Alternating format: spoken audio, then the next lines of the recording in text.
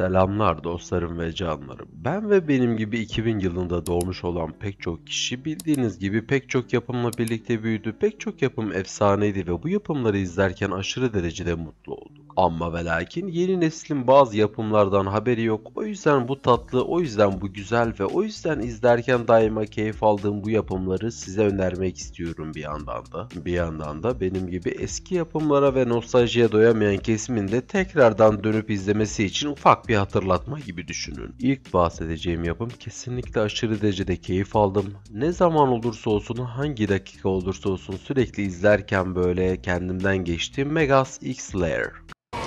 But Coop's modifications could mean the end of us all. What have you done to my... Kısacası yapımdan bahsetmem gerekirse Coop isminde bir dostumuzun yanında tatlı mı tatlı, sevimli mi sevimli Kiva isminde bir co-pilotuyla birlikte ve hemen arkasında duran Jamie isminde yıllardan beri tanıştığı çocukluk arkadaşıyla geçirdiği maceraları anlatan efsane bir yapım. Yani yapımın içerisinde geçmişten günümüze pek çok şeye ve pek çok güne gönderme yapması bir anda dursun. Glortlar denilen yarı uzaylı, yarı sümüksü canavara benzeyen canlılarla savaşmaları, pek çok evrene gitmeleri, pek çok büyük dövüşlere katılmaları ve Megas isminde koskocaman bir robota binip binlerce macera atlatmaları gerçekten bir anda dursun. 10 numara 5 yıldız niteliğinde bana göre bir çizgi dizi. Tabi bu efsane yapım ilk olarak 1 Mayıs 2004 tarihinde başlamış ve 15 Ocak 2005 tarihinde de seri sona ermiştir. Toplamda dostlarım 26 bölümden oluşmuştur ve izlediğiniz her bir bölümün emin olun bir diğer bölümden daha fazla tat verdiğini canı gönülden söyleyebilirim. Sırada başka efsane bir yapım var. Bu yapımı sevmeyen ya dünyada yaşamıyor, ya tamamen bir uzaylı, ya da kendisi hem manyak hem deli hem de ne bir ruh zevki var ki bu diziyi hiç sevmiyor benim nazarımda. Regular Show, yani sürekli dizi. Bu efsane yapım o kadar efsane ki dostlarım, kısaca size bahsetsem desem bile kısaca bahsedemeyeceğim ama en azından bahsedebileceğim kadar bahsedeyim. Bir parkın içerisinde çalışan Rigby ve Mordecai isminde biri rakun diğeri karga olmak üzere iki arkadaşın yaşadığı maceraları, çevresindeki arkadaşlarıyla birlikte yaşadıkları maceraları ve çok alakasız bir şekilde bazen onları gelip bulan maceraları anlatan efsane bir yapım. Yani her bir bölümün birbirinden farklı olduğu, pek çok bölümün pek çok yerden ödül aldığı ve özellikle yazar kadrosu bir köşede dursun dostlarım. Çizer kadrosunun da birbirinden kaliteli olduğu, her görselin birbirinden güzel olduğu ve hikayenin aşırı derecede aktığı bu yapım aşırı derecede takdiri şayan dostlarım. İlk olarak dostlarım bu seri 2010'un Eylül ayında başlıyor ve tam olarak şunu anlatmam gerekirse 2017'nin Ocak ayında da bitiyor. Ne yazık ki. Toplamda 8 sezondan oluşuyor, 261 bölümden oluşuyor ve her bir dakikanın sizi mutlu edebileceğine ben canı gönülden garanti veririm dostlarım. Bir diğer yapım ise dostlarım tabii ki de benim çocukluğumda izlerken aşırı keyif aldığım Generator Rex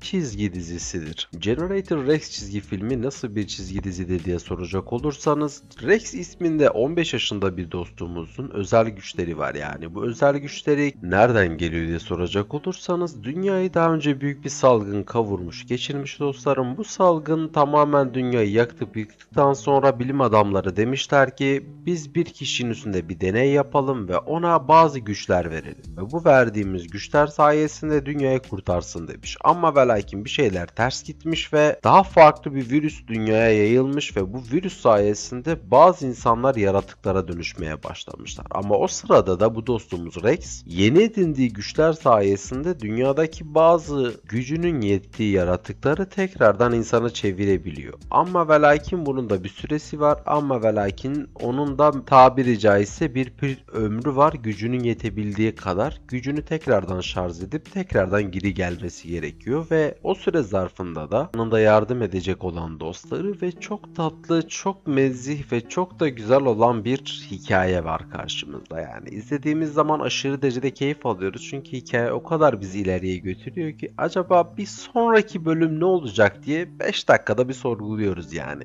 Bu güzel yapım ilk olarak 2010'da vizyona girmiş ve son olarak 2013'te de sona ermiş. Toplamda 3 sezon sürmüş, 60 bölüm olarak devam etmiş ve biz güzel seyircileri çok da mutlu ettikten sonra da güzel bir elveda ile bizi uğurlamış dostlarım. Sırada halen izlerken bile aşırı hoşuma giden, sola bıraktığım ama gerçekten de benim için nereye katacağını bilemediğim o yapım olan King Batoski var. King Batoski'den bahsetmem gerekirse kısaca yapım King isminde 10 yaşında bir çocuğun yanında kankası Gunter'la birlikte çıktığı türlü maceraları anlatıyor. Belki boyu o kadar yok, belki parası o kadar yok ama karizması ve yeteneğiyle gerçekten biz izlerken biz seyircileri kendinden geçiriyor. Yani bazen bazı insanlar için küçülmüş de büyümüş deriz ya. Aynen öyle dostlarım yani. King İçinde hayalperest, macera ruhlu ve sürekli hedefleri kırmaya çalışan, sürekli ilerlemeye çalışan ve sürekli böyle gözü kara, hiçbir şeyden korkmayan ve ilerleyen bir kardeşimiz. Ben bu yapımı ilk izlediğim zaman Harun Can'ın sesiyle tabii izlemiştim, altyazılı olarak değil. Halen bile karakteri Harun Can'ın sesiyle yani hayal etmemek ve izlememek elde değil dostlarım gerçekten. Bu muhteşem yapım dostlarım ilk olarak 10 Şubat 2010'da devam etmiş ve tabii ki 2 Aralık 2012'de de sona ermiştir. Toplamında 2 sezon sürmüştür, 52 bölüm sürmüştür ve efsane olmak üzere zihinlerimize kazınmıştır dostlarım. En azından benim düşüncem böyle. Evet dostlarım, canlarım, arkadaşlarım ve kardeşlerim.